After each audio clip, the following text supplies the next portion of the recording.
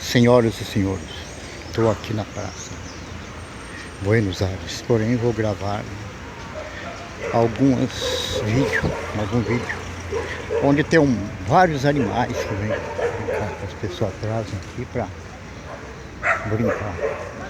Cadê a neném? Cadê a neném?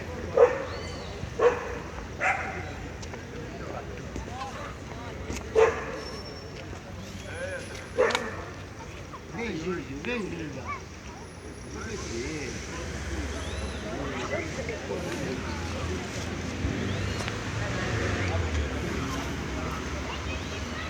Anitta! Anitta!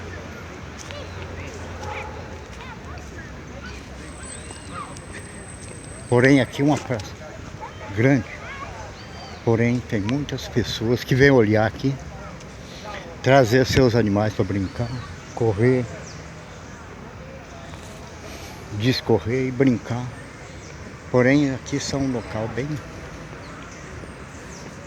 difícil das pessoas, são um local bem de classe alta, porém pessoas que gostam aqui.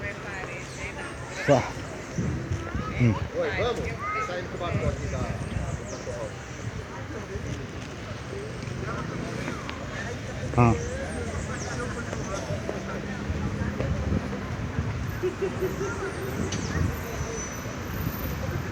Olha os dois ali.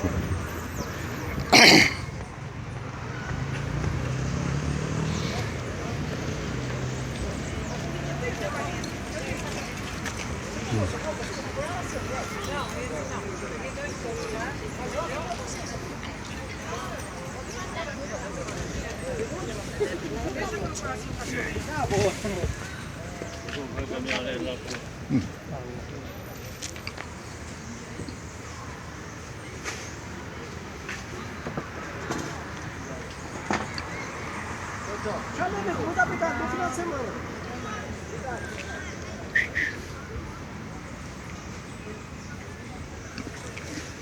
Acabou o saco, só tem isso daqui. Eu acho que eles não seguiram, cara.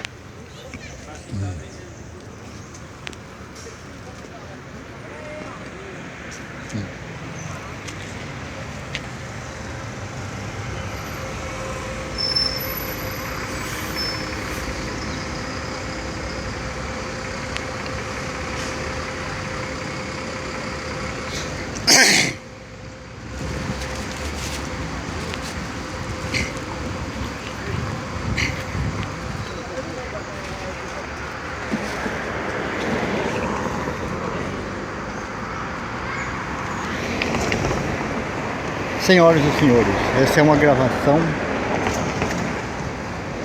na Praça Buenos Aires que eu fiz. Já está quase terminando, porém eu quero agradecer onde